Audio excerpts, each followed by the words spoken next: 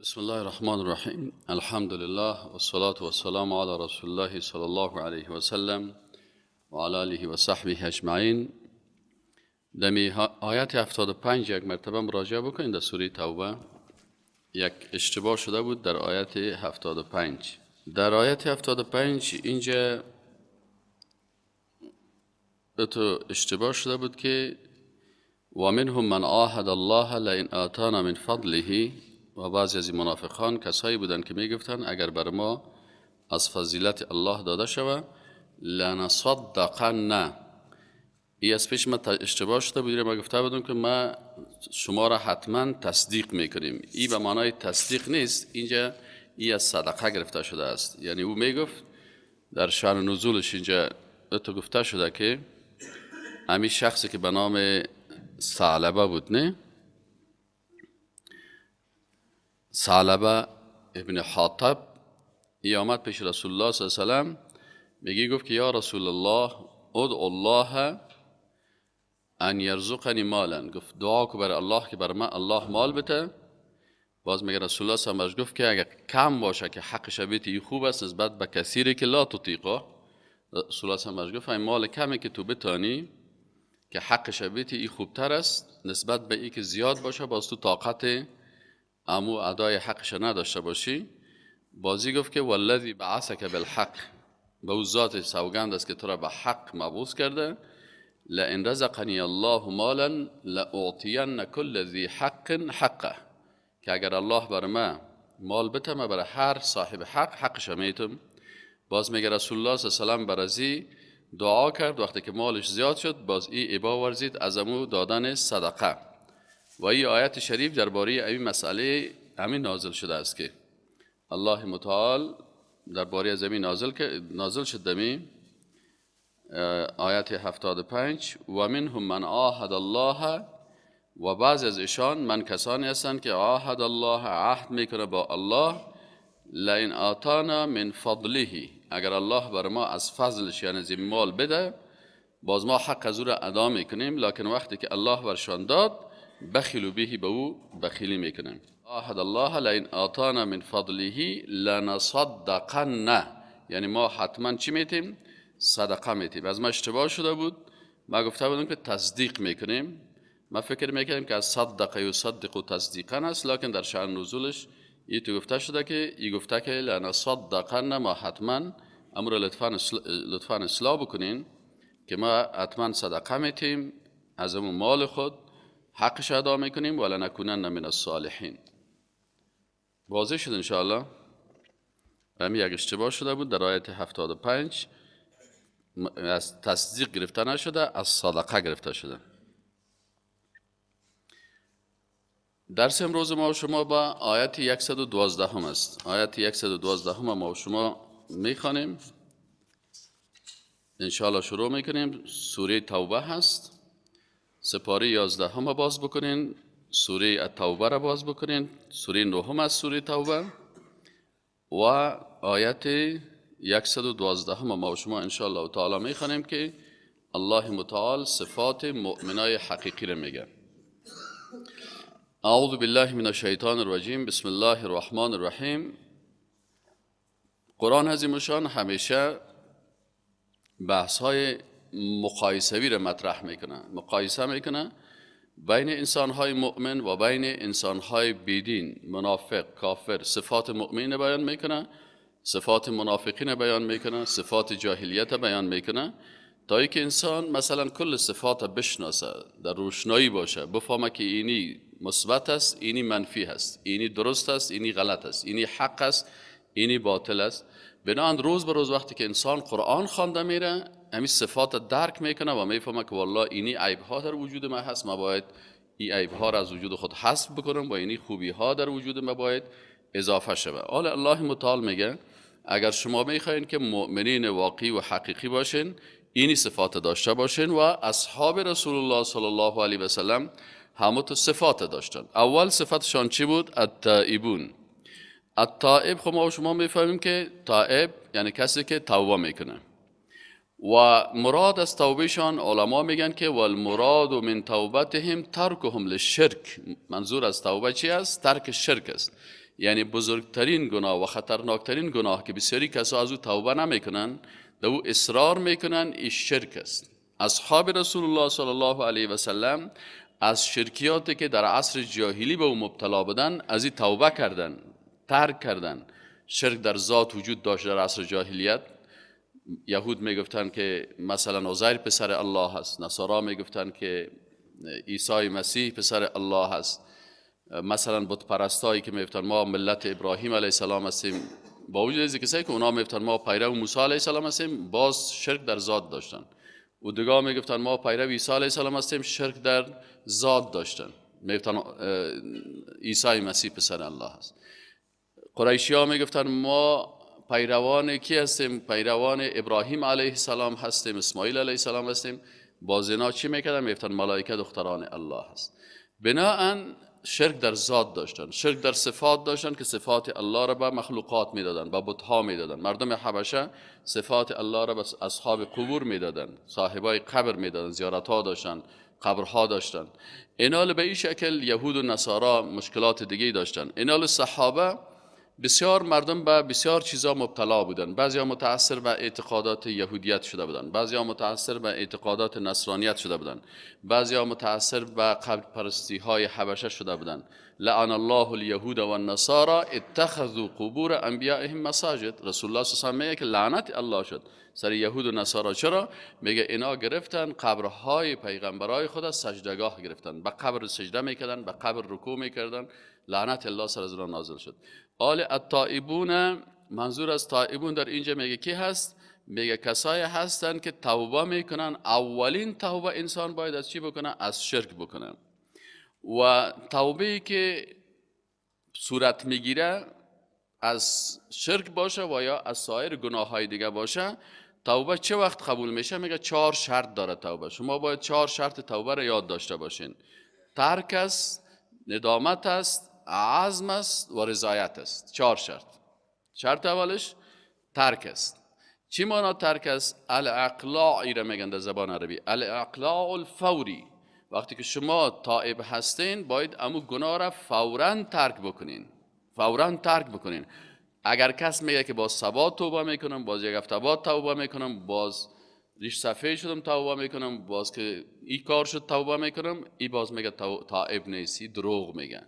این تائبون کسانی هستند که مجرد توبه میکنن، وقت چی است؟ الاقلاع الفوری هست. این شرط اولش. شرط دومش چی هست؟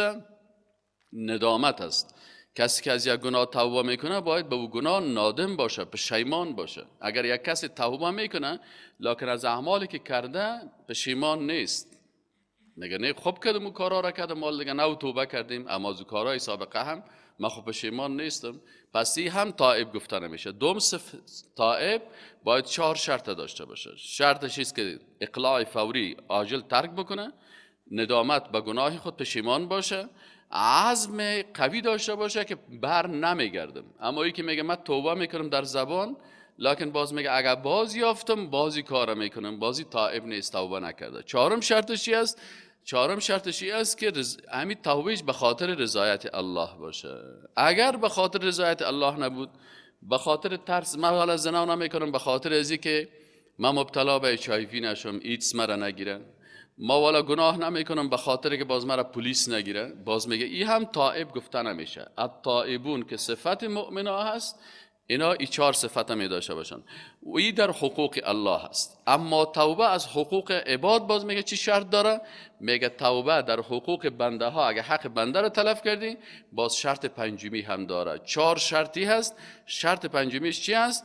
که شما حق بنده رو پس برش بتین. یک نفر مثلا مال یک کس را غصب کرده، حال آمده توبه میکنه، این 4 شرط در وجودش پیدا شد، میگه نه در حقوق الله این 4 شرط هم اگر باشه بازم حق الله را ادا نکردی، تو تائب گفته نمیشی. وقتی تائب گفته میشی که بر علاوه 4 شرط 5م حق بنده را برش بده، مال از او که خوردی پس برش ادا بکو، باز بعد از او این 4 شرط دیگه هم در وجود تو پیدا شود. این هست التائبون. خب صفت دو مؤمنای حقیقی الله میگه العابدون هستن، کسایی هستن که عبادت میکنن. اینال العابدون هر کسی میگه من عبادت میکنم، نه، میگه عبادتی که در شریعت است سه شرط اساسی داره. اگر شما در عبادتتان سه شرط وجود داشت، شما عابد هستین. اگر شما این سه شرط در عبادت شما وجود نداشت، شما خود فریب میتین، عابد نیستین. این العابدونه که در قرآن آمده هست، بنده های عبادت کننده. سه شرط. شرط اولش اخلاص در عبادت باشه. یعنی وقتی عبادت میکنی، عبادتت 100% به خاطر رضایت الله باشه. اگر کاری رو میکنی که عبادت است لکن در او 1% هم مخلوق در نظرت باشه، عابد گفته نمیشی. دوم شرطش چی است که از عابدون، کسی که عبادت میکنه باید این عبادت به طریقه رسول الله صلی الله علیه و سلم باشه. اگر یک کسی میگه من عابد هستم لکن طریقش مخالف طریق رسول الله صلی الله علیه و سلم است، این عابد قرآنی نیست. این به دل خود میگه، اما به اصطلاح قرآنی عابد گفته نمیشه. پس اگر در قرآن میگه التائبون، شروطش بیان شده. العابدون، شروط عابد چی است؟ اول 100% اخلاص در توحید باشه، اخلاص در نیت. توحید در نیت است که اخلاص میگه در قرآن. باید 100% به خاطر الله باشه. اگر 99.99 برای الله باشه، یک هم درجه یکش بر مخلوق باشه، باز همی عابد گفته نمیشه. دومش به طریقه رسول الله صلی الله علیه و سلم باشه. اگر عبادت میکنی و در او طریقه رسول الله صلی الله علیه و سلم مراعات نمیشه، روزه میگیری مگر به طریقه رسول الله صلی الله علیه و سلم نگرفتی، نماز خواندی به طریقه رسول الله صلی الله علیه و سلم نخواندی، ذکر کردی به طریقه رسول الله، عابد گفته نمیشه. در اصطلاح قرآن گفته نمیشه. او که برای خود میگه، دل هر کس هر چی که میگه. شرط سومیش است که مکان و محل و وسایل عبادت از پول حلال باشه. دعا میکنی، باید وقتی که دست دعا بالا میکنی، غذایی که خوردی باید حلال باشه، لباسی که پوشیدی باید از پول حلال باشه. این حال اگر یک نفر عبادت میکنه لکن مکان عبادتش یا وسایل عبادتش یا خوراک ازی حرام باشه، الله متعال را قبول نمیکنه. رسول الله صلی الله علیه و آله ان الله طیب لا یقبل الا طیبا.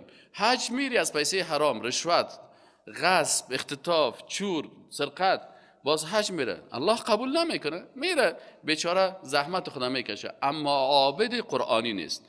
خب اصطلاح سوم چی هست؟ السائحون. سائح چی رو میگن؟ جهانگردی رو میگن در زبان. آل گردش جهان. آیا سائحی که مثلا بسیاری کسایی که جهانگرد هستن قرآن امیر میگه؟ قرآن میگه نه خیر، شما باید اصطلاحات قرآنی را اما قسمی که قرآن گفته بفهمین. پس سائح در قرآن کی رو میگه؟ سائح در قرآن، سائحون کسی رو میگه که دو کلمه دو تفسیر شده. اول گفته که مراد به سیاحت در قرآن چی است؟ صیام است. یعنی کسایی که زیاد روزه میگیرن، زیاد روزه های فرضی، نفلی، کل از این میگیره، این سائحون میگه. و دوم سیاحت امتی رسول الله صلی الله علیه و تفسیر میکنه، میگه این اصطلاح سائحون که در قرآن آمده است، سائحون آمده است، این سیاحت امت ما چی هست؟ الجهاد فی سبیل الله. پس او کسی که جهاد میکنه به خاطر دین الله و حرکت میکنه، اینی سائح گفته میشه در اصطلاح قرآنی. خب الساجدون دیگه اصطلاح قرآنی سجده هست. سجده چی است؟ که انسان وقت سجده میکنه در اصطلاحات شریعت های قبلی فرق باید داشته باشیم. بعضی کسا اصطلاحات قرآنی رو درست نمیفهمه، وقتی ترجمه میکنه یا تفسیر میکنه غلط از پیشش تفسیر و ترجمه میشه. از این خاطر ما باید اصطلاح سجده قرآنی را فرق بکنیم با سجده که در تورات است، با سجده که در انجیل است. در شریعت های قبلی، در تورات، در انجیل، یا سجده های ملائکه بر آدم علیه السلام، او سجده های احترام بود. اما سجده که در قرآن منظور شده هست، این سجده عبادت است. در امتهای سابقه دو قسم سجده بود، یکی سجده عبادت بود که بر الله میشد و یکی سجده احترام بود که به غیر الله اجازه بود. مثلا برادرای یعقوب علیه السلام، برادرای یوسف علیه السلام برای خود یوسف علیه السلام سجده کردن. بناهن در شریعت یوسف علیه السلام و یا شریعت قبل از پیغمبرایی که موسی علیه السلام بودن، این اجازه بود که دو قسم سجده بود. سجده عبادت بود که بر الله میشد، سجده چی بود؟ احترام بود که به غیر الله میرفت، یک کسی سر خود خم میکرد، رکوع میکرد، سجده میکرد.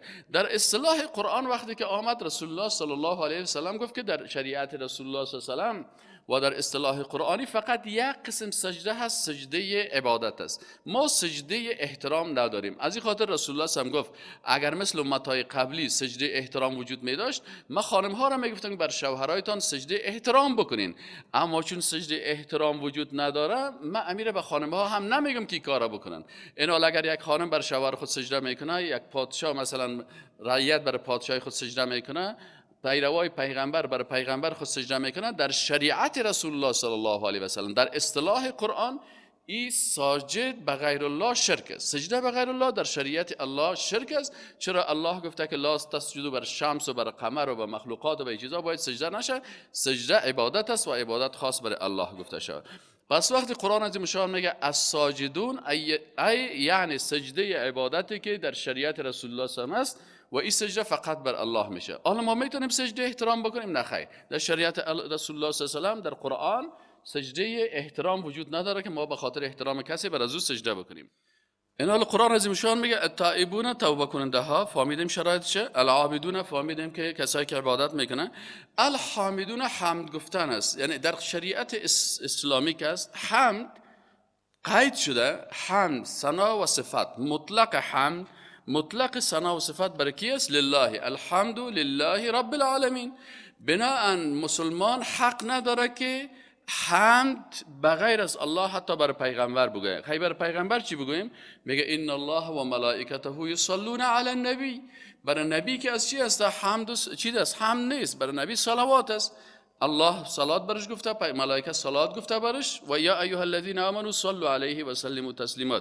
پس از این خاطر وقتی که اصطلاحات قرآنی را میخوانید متوجه باشین که در اصطلاح اسلامی حمد مخصوص الله هست. این حالا در ادیان دیگر، چه ادیان سماوی هست چه ادیان دیگه هست که مثلا کتابچه کار را گرفتن و باز او شعرها را میپرتن و بعد شروع میکنن در مقابل یک مخلوق عیسی مسیح مدح میکنن.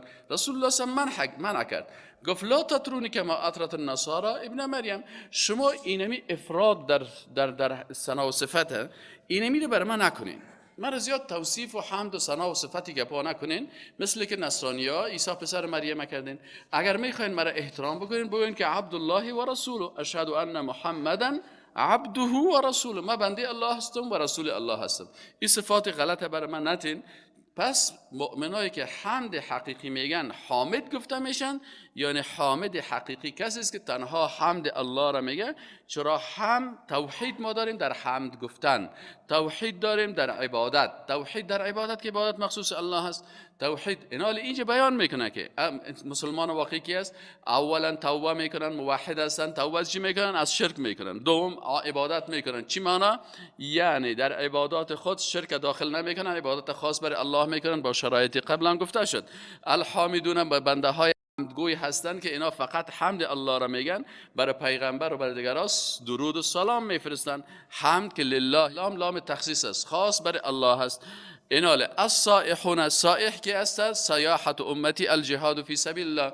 بناهن سیاحتی که بنده های مسلمان الله میکنن سیاحتی است که مربوط به عبادت میشن، نه سیاحتی که دیگران میرن سیاحت میکنن. شرکت های سیاحتی است که اونا میرن به عوض عبادت در شرکیات مبتلا میشن یا در گناه ها مبتلا میشن، بر زنا حرکت میکنن. این است الراکعون الساجدون. دیگه چی است که رکوع میکنن؟ اصطلاح رکوع، مثلا رکوع وقتی که کمرت خم میکنی، الراکعون رکوع کنندگان، یعنی انحنا، خود خم کردن در شریعت الله فقط برای الله هست، در شریعت رسول الله صلی الله علیه و آله بر دیگران این است. دیگه صفت مسلمانای حقیقی چی است؟ انسان مسلمان حقیقی مسلمان است که او تو جور نمیکنه. بعضی کسا یک برجی کلاوانه بر خود گرفته دیگه، این برجی دیگه بر خود پر کرده میره که من عبادت کرده بودم، اللهم اغفر لی اللهم اغفر لی ولا تغفر غیری.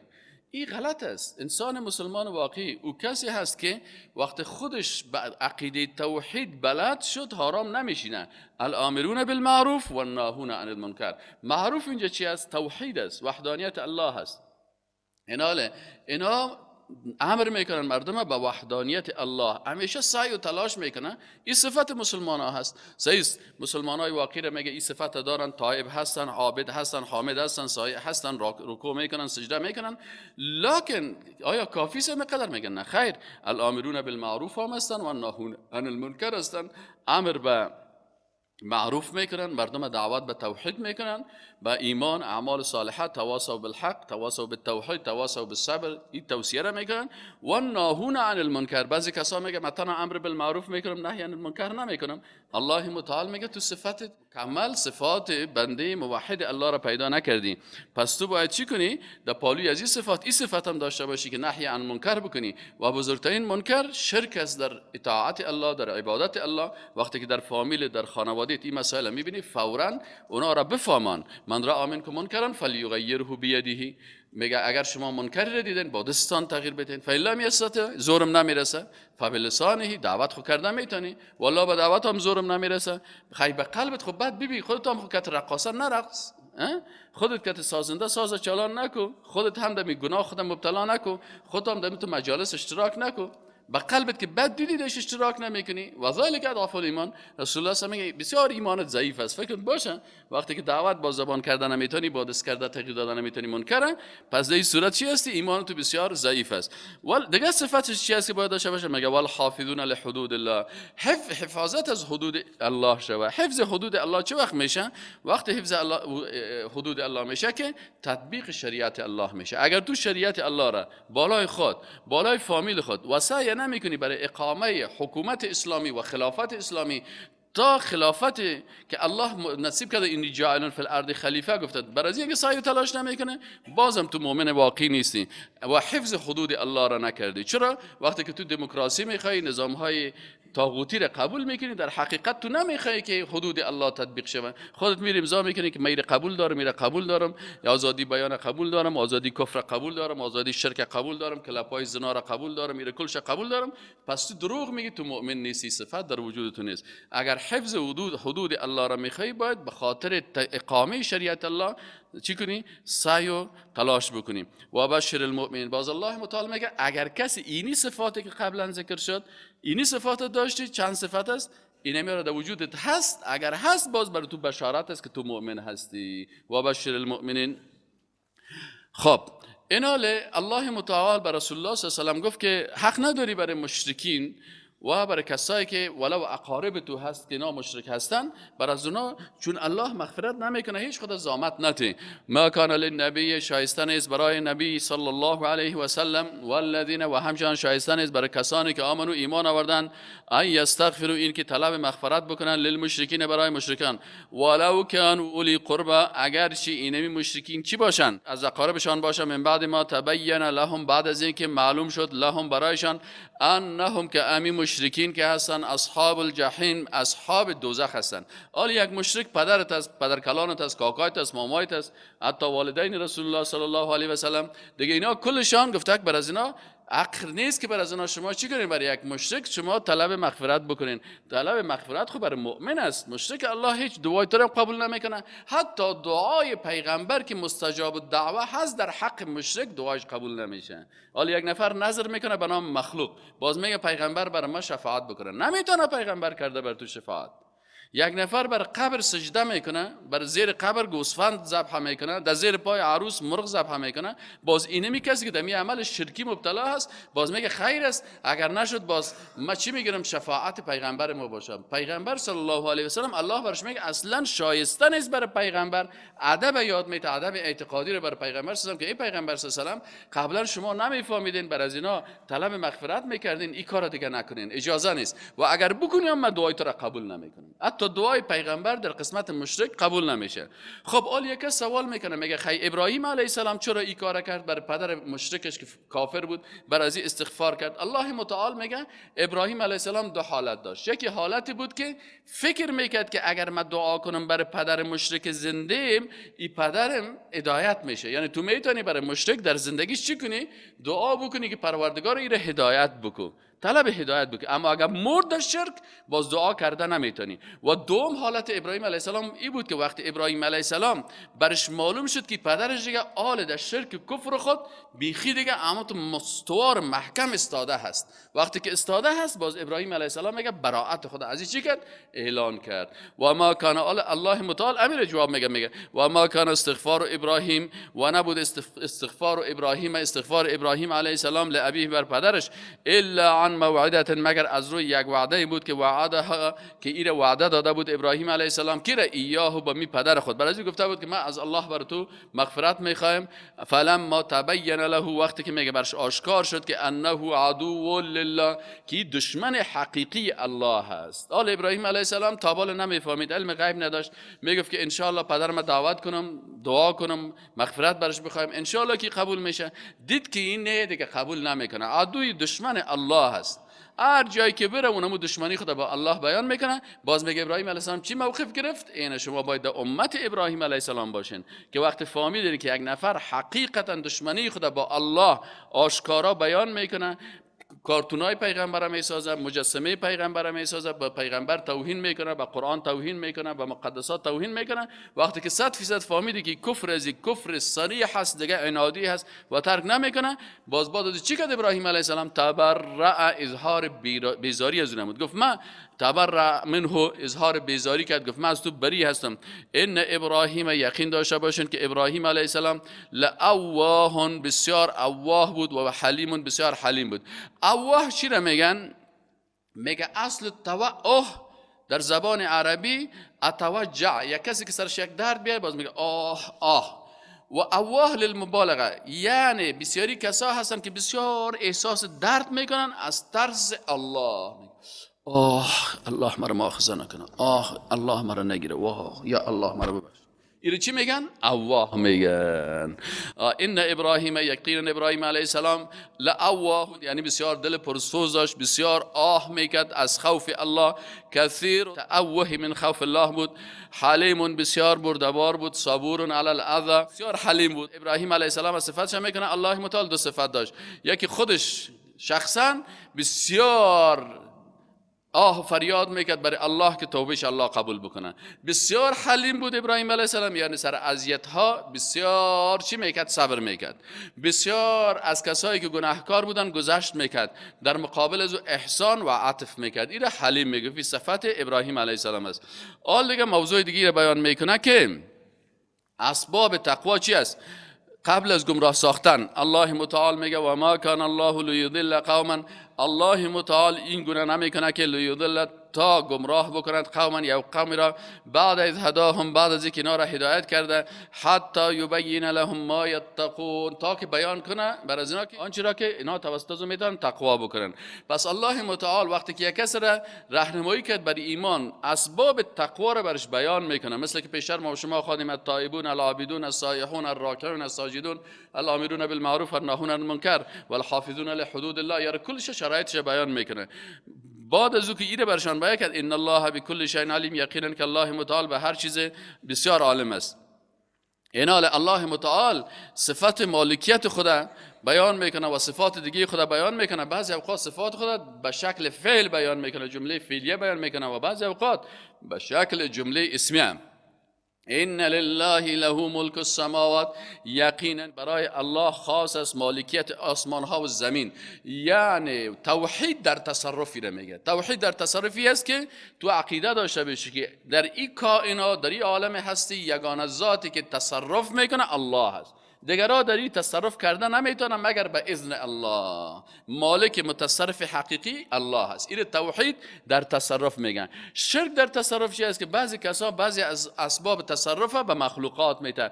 مثلا بعضی کسا میگه که 100 دانه قطب است و 40 دانه قطب است، یکی زمین نگاه میکنه و دیگه آسمان نگاه میکنه و دیگه کابل نگاه میکنه و دیگه مزار نگاه میکنه. اینی که است کلش چی است؟ شرک در چی است؟ در تصرف الله هست. باید در ذات الله مخلوقات متصرف نسازین. الله میگه که ان لله له ملک السماوات والارض، مالک متصرف آسمان ها و زمین کی است؟ الله هست. این یک صفت الله. دیگه توحید در چی است؟ توحید در افعال است. یحیی و یمیت، زنده کی میکنه؟ الله میکنه. یمیت، میمیرانه کی میمیرانه؟ الله میمیرانه. وقتی که ملائکه را وظیفه میده که تو برو روحی از این قبض کن، اینال این ملائکه حق نداره که یک ثانیه از امر الله بالا یا پایین بکنه. با وجود که ملائکه هست، الله برش میگه در فلان دقیقه، در فلانی ثانیه، در فلانی لحظه روح فلانی نفره فقط تو قبض بکن. آل زنده کننده حقیقی کی است؟ الله هست. میراننده کی است؟ الله هست.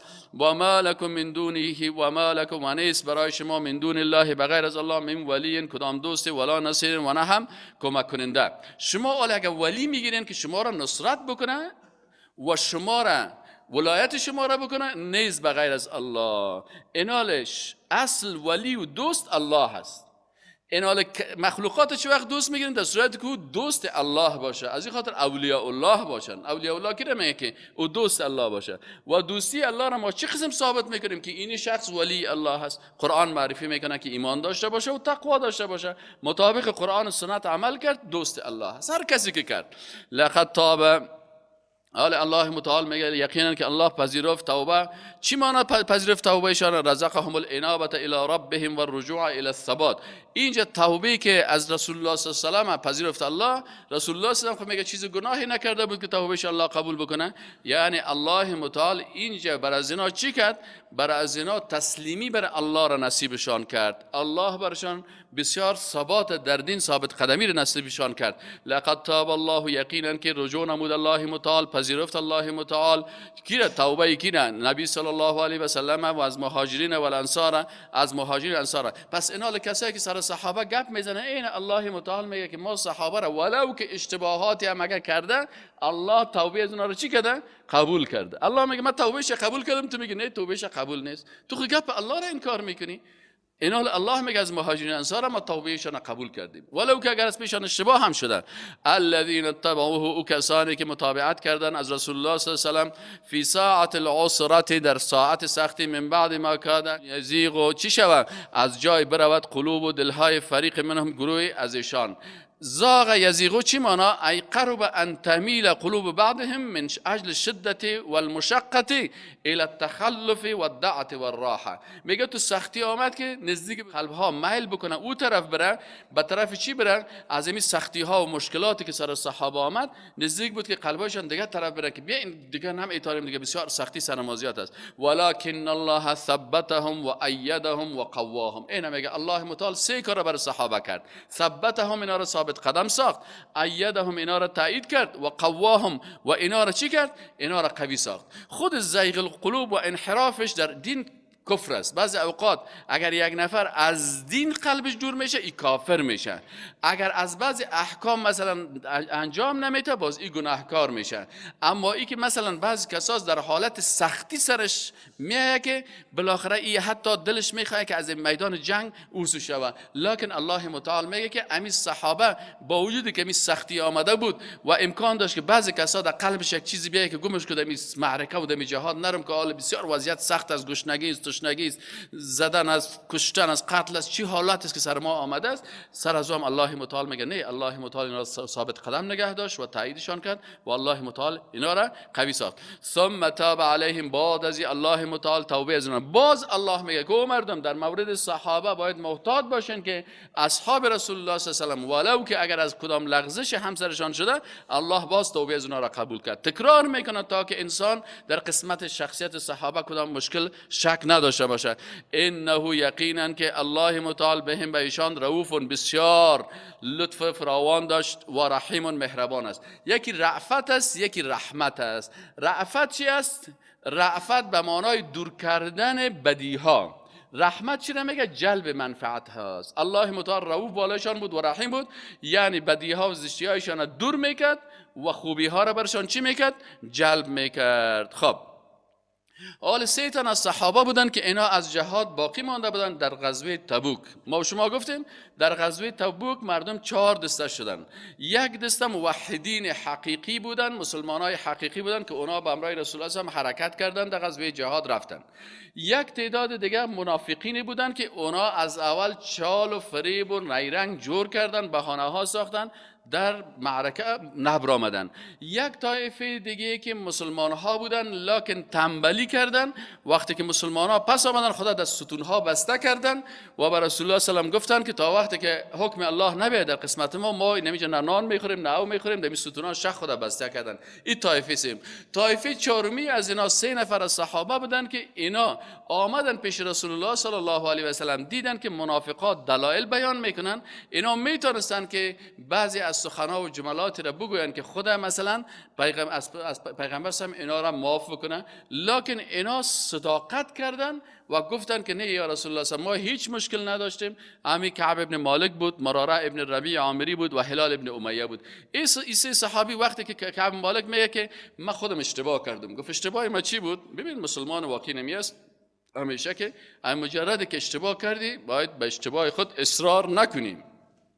آمدن پیش رسول الله صلی الله علیه و وقتی که ما چیز شده آمدن پیش رسول الله صلی الله علیه و غزوه تبوک میگه وقتی که غزوه حرکت شد میگه من تنبلی کردم. تنبلیم چی بود؟ من گفتم خب من مال دارم، من شطور دارم، همه چیز آمادگی دارم، نفقه و گپام دارم، خود دیگه خود تیز عجله میکنن ندارن جمع میکنن، من همه چیز تیار دارم، برو امروز نمیرم صبح حرکت میکنم، شطورم هم خوب قوی است، اگر اونا رو تا نیم راه رفته باشن گیرشان میکنم. میگم من میرم دیگه صبح که شد باز میگه کدام چیز مصروف شدم، گفتم برو پس فردا میرم. این نمیخوام امروز فردا کردم، دیگه روز صاحب اونا از پیش ما رفتن. بازم دل بود که حرکت کنم، باز من گفتم که کاش که حرکت میکردم نکردم. خب گفتم نه حالا نخواد گیرشان کرده بتونم. خب خلاصه از تبوک ماندم. رسول الله صلی پس آمد، منافقین رفتن پیش رسول الله صلی عذر بانوی گپا رو کردن که والا ما بچه‌م پایم درد میکرد، من رفتن نمیتونستم، من مشکل داشتم، ما والا صاحب یه مشکل داشتم، مثلا لیسانس مونده بود، دیگه گفتم من میره خلاص کنم، دیگه گفت من دکترای مونده بودم میره خلاص کنم، دیگه منافق آمد که ما صاحب بشتکای مونده بود دیگه خلاص کنم، دیگه گفتم باش کم 5 منزله مونده بلند منزل من خلاص کنم باز برم. خب میگه منافقا بر از این بناهای رنگارنگ کردن که من دل درد بودم، کمر درد بودم، تکلیف فلانی داشتم. میگه یا رسول الله صلی خب برین شما. میگه وقتی که نوبت من رسید میگه سلام تبسم رسول الله صلی کرد که تبسمی که یک انسان غضبناک سر انسان میکنه. میگه من گفت که تو رو چی شده بود؟ کعب ابن مالک. و کعب ابن مالک شاعر رسول الله صلی الله علیه و سلم بود که همیشه رسول الله هم 3 شاعر داشت. یکی شاعرش حسان ابن ثابت بود، یکی کعب ابن مالک بود، یکی عبدالله ابن رواحه بود. این 3 نفر شاعرای رسول الله صلی الله علیه و یکی شاعرای لوده هست، یکی شاعرای مسلمان است. شاعر مسلمان که است شعرهای توحیدی حقیقی میگن که در اشعارش توحید بیان میکنه و رسالت بیان میکنه و دفاع از اسلام میکنه. و یکی شاعرای لوده و احمق هستند که اینا یتبعهم الغاوون که باز یار مردمای چی پیروی میکنن، این مردمای سرکش و بیدین اینا رو بسیار خوش می‌داشته باشن. ایناله این شاعر رسول الله صلی الله علیه و که در هر غزوه از رسول الله بسیار سخت دفاع میکرد و با شمشیر خود و با زبان خود گفت تو چی شده که این کارو نکردی؟ تو چرا نامدی؟ میگه برش گفت که یا رسول الله صلی الله علیه و ما ولی اگه بخوایم بهانه بکنم هزارها بهانه ها دارم، لکن ما والا راست میگم. گفت چی قسم راست میگی؟ گفت که این تا حرکت کردم، یعنی قسم چیز کردم، خودم تنبلی کردم، اشتباه کردم دیگه، من میتونستم که چال بکنم، فریب بکنم، دلایل ناقی برای خود جور بکنم، لکن اشتباه از پیشم شد، خودم تنبلی کردم، الله عفو بکنه. میگه رسول الله صلی الله علیه و گفت که اینی راست گفته، بر ما گفت که قم بخی حتی یقضی الله فیک، تا که امر الله در قسمت تو بیاد. باز میگه بالاخره حالت سر ما آمد، سکنید سر مسلمان ها امتحان میگه 50 روز رسول الله صلی الله علیه و سلم امر کرد دیگه که کتازی هیچ کس گپ نزنه. امر رسول الله صلی الله علیه و سلم بود. حال در بازار میرم دکاندار برام سودا نمیده، خانم در خانه برام غذا پخته نمیکنه، دخترم کتم گپ نمیزنه، بچه‌م کتم گپ نمیزنه. جامعه اسلامی است دیگه. وقتی که رسول الله صلی الله علیه و سلم که یک گپ گفت، حالا که بگی رسول الله صلی الله علیه و سلم میگه فلانی نظرم اوتر است، رسول الله صلی الله علیه و سلم والا تر است. این گپای منافقا هست. اصحاب رسول الله صلی الله علیه و سلم اعلان کرد که اینمی 3 نفر کتازیای هیچ کس معامله نکنه. حالا هیچ کس برش نزدیکترین دوستایش میگه سلام میدم که سلام مبالک نمیگه، پیش دکاندار میرم برام غذا نمیده، سودا کس نمیفروشه، خانه میرم کس برام دیگ پخته نمیکنه، جور پرساری نمیکنه. آخر میگه به اندازه سرم شد که همین زمین سرم تنگ شد، زمین و زمان. یک امتحان در بین امتحان فکرتان باشه، یک امتحان دیگه میه، همیشه فکرتان باشه در بین سختی یک امتحان سخت دیگه میه. این امتحان سخت دیگه چی است؟ که اینمی کافرها که از باز نماینده خدا بر از روان میکنه. وقتی که چیز میفهمه که یک شخصی است به نام کعب ابن مالک، شخصیت بسیار بزرگ است، بسیار شهرت داره، بسیار امکانات داره، امروز مسلمان ها سرزی انت فشار آورده، کس از طاقتش گپ نمیزنه. عاجل گفت یک کس آورد بریم یک دانه خط باز میکنیم که بر من میگه که ما شنیدیم ما پادشاه فلانی روم هستم، ترامپ همون وقت دیگه رنگارنگ پاس این دیگه برش خط روان میکنه که کعب ما خبر شدم که دوست تو که برای بسیار فداکاری میکردی تا را بیخی چی کرده؟ ترکت کرده و تو را هیچ ارزش نمیده و که تو که از گپ نمیزنه و زندگی سر تو سخت آمده. پیش ما همه چیز است. کرسی میخوایی، قدرت میخوایی، پیسه میخوایی، هر چیزی که خواسته باشی ما برات آماده هست.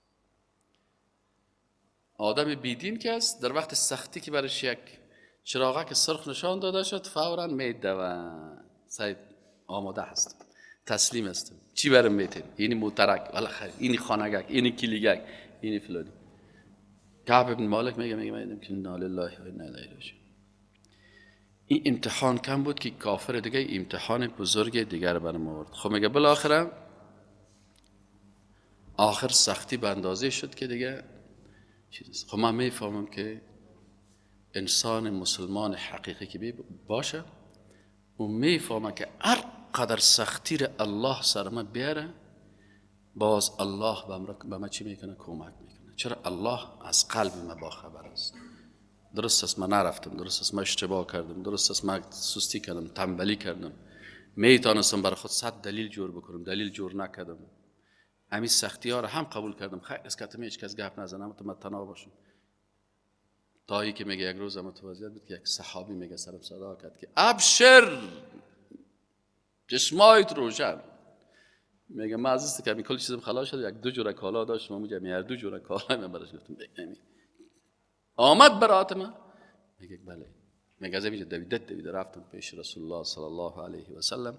امی آیت قرآن میگه نازل شده بود و رسول الله صلی الله علیه و سلم برای ما خواند که اعوذ بالله من الشیطان الرجیم و علی الثلاثه الذین خلفوا. بر سه شخصی که سه صحابی مبارکی که خلف و اینا باز ماندن از جهاد حتی تا زمانی که ضاقت تنگ شد علیهم الارض و بالایشان زمین بما رحبت با وجود اینمه وسعت و بزرگیش و ضاقت علیهم انفسهم و ضیق شد تنگ شد بالایشان نفسایشان اما تو حالت شده بودن که نزدیک بود که هلاک شون خفک شون از دست جگرخونی و ظنوا. اینجا ظن به معنای چی است در عقیده؟ اعتقدوا. ظن در قرآن در مسائل اعتقادی به معنای گمان نمی، به معنای عقیده می. و الله متعال میگه که عقیده از یا چی بود؟ ما که عالم غیب هستم از قلبهایشان خبر هستم. الله متعال از قلبشان خبر میده که و ظنوا و اینا یقین داشتن ان لا ملجأ من الله الا الیه که نیست پناهگاه. ملجأ چی نمیگه؟ جای لجوء، پناهندگی. یعنی کافرها که هستن پناهندگی خود در کشورهای کفری میگیرن، مشرکا پناهندگی خود در کشورهای شرکی میگیرن. آلمان میرن و فرانسه و امریکا و اروپا میرن، میگه کجا رفتی؟ پناهندگی کردم در اونجا.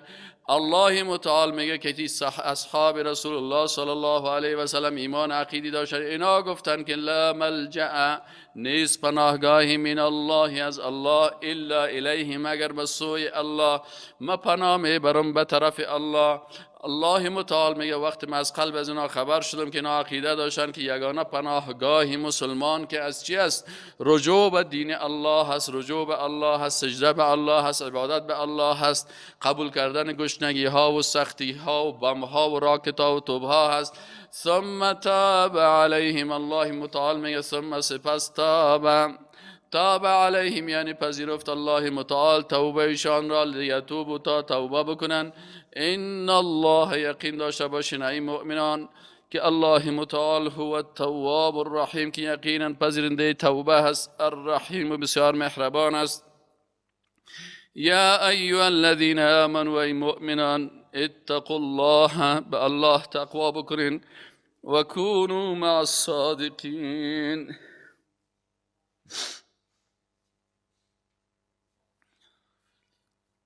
استغفر الله.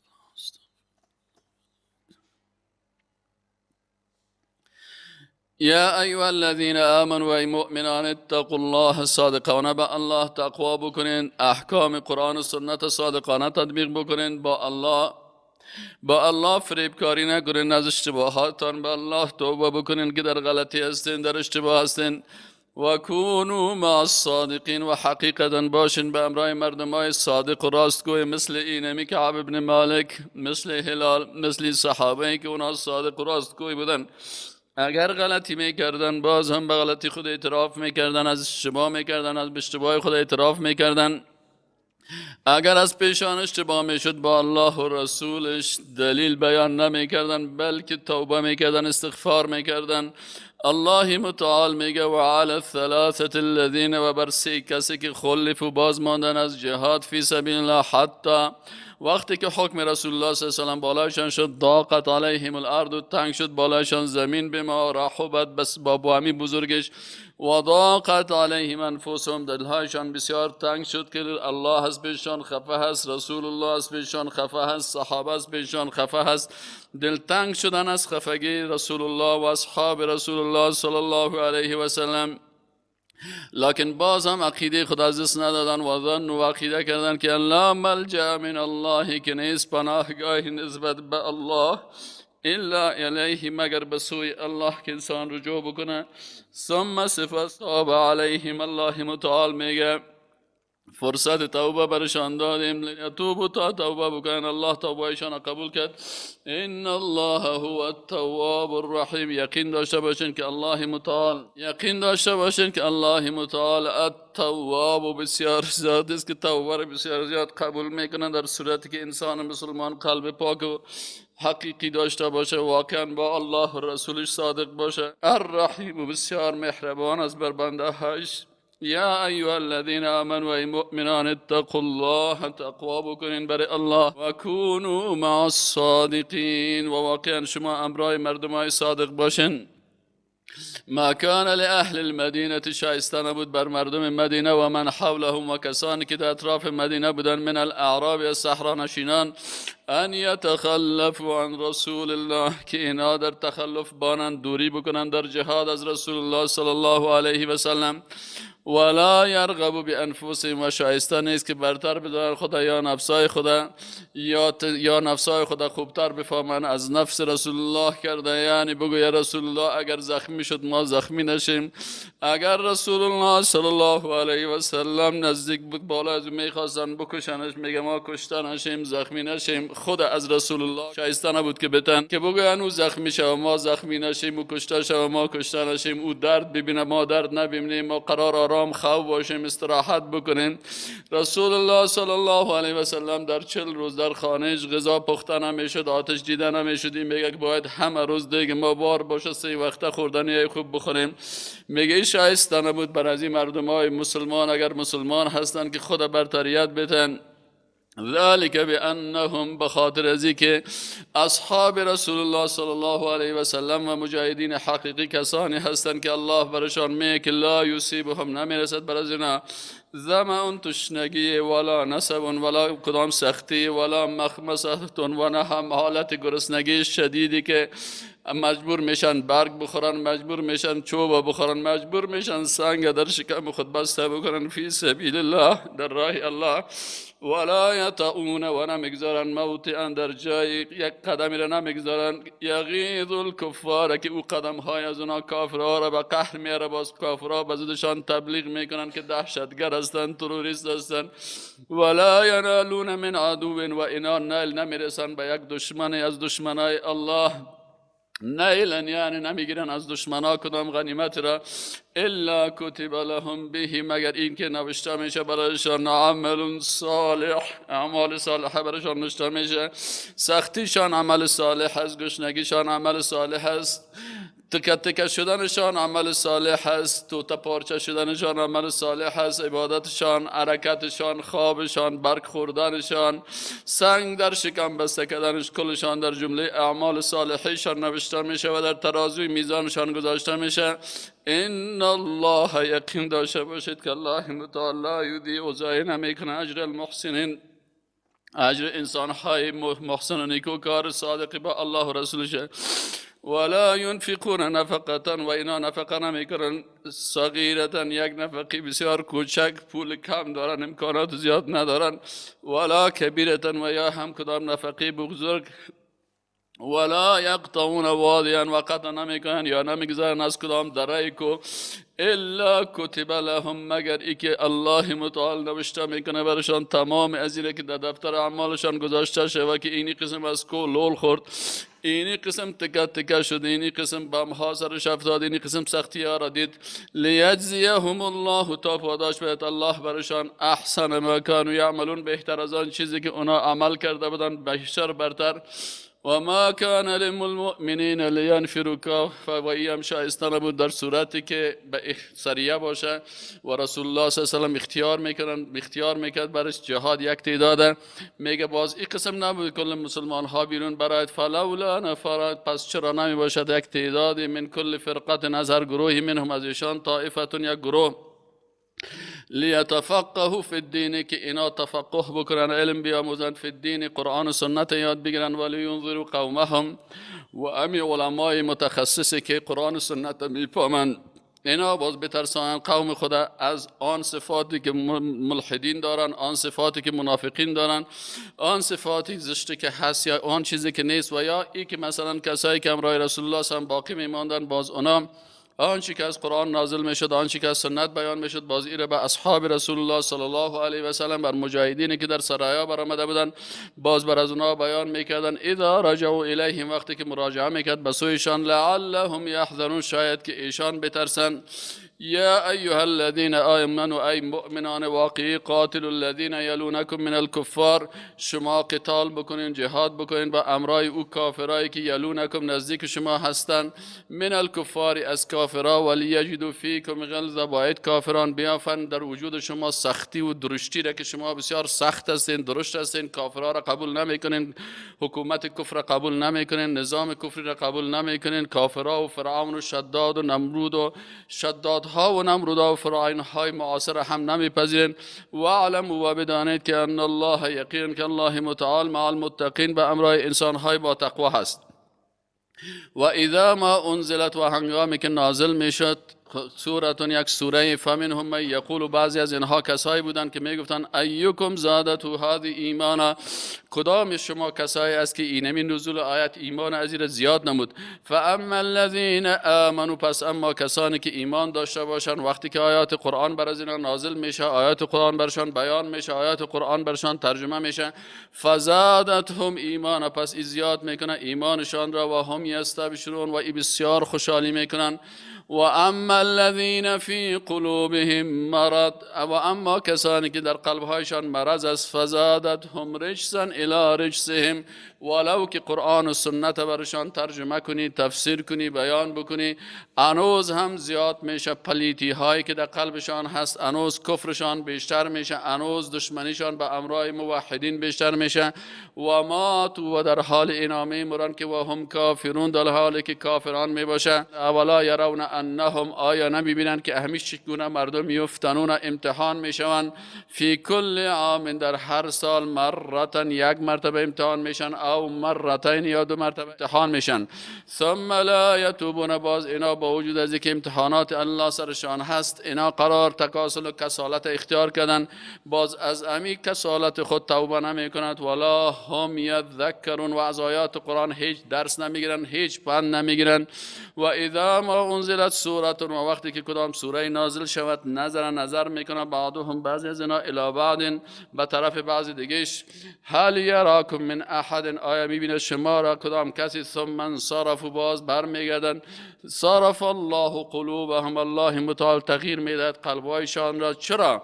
بانهم قوم لا یفقهون، به خاطر از اینا که با وجود از اینکه قرآن و سنت هم میخوانند، به قرآن و سنت برشان گفته میشه، بیان میشه، لکن از شنیدن قرآن و سنت هیچ درک نمیکنن، عالم نمیشن، دانشمند نمیشن، فهمیدن نمیشن، عقیده خود جور نمیکنن. ای مسلمان ها، باید را بفهمین، لقد یقین داشته باشید که جاءکم، آمد بر شما، رسولنا، یک پیغمبر، من انفسکم، از جمله خودتان، عزیز علیه ما عنتم، سخت تمامش علیه، بالای رسول الله صلی الله علیه و سلم، ما آنچه که عنتم، شما را در معانات و رنج و درد می اندازه. حریص، بسیار حرص داره رسول الله صلی الله علیه و سلم علیکم، بر شما حرص داره که شما بسیار اعمال صالحه و ایمان و عقیده و عملتان جور شود. بالمؤمنین رؤوف الرحیم، بر مؤمنان بسیار لطف فراوان داره، رحیم است. رسول الله صلی الله علیه و سلم بدی ها را از شما دور میکنه و نیکی ها را بر شما جلب میکنه. فان تولوا، پس اگر این امتی مردم از پیش تو بگردن ای رسول الله صلی الله علیه و سلم، فقل برشان بگو حسبی الله، کافی است بر من الله، لا اله الا هو، نیست هیچ معبود به حق که ذات از او عبادت شوه و شریعت از او تطبیق شوه و نظام و حکومت از او قائم شوه، الا هو، مگر هو. علیه توکلت، بر الله متعال متوکل کردم، و هو رب العرش العظیم، و الله متعال رب عرش بزرگ است. وقتی که عرش بزرگ که مربوط الله میشه، الله متعال مالک از او هست، مالک تمام مخلوقات است. سبحانك اللهم و بحمدک، اشهد ان لا اله الا الله و استغفرک و اتوب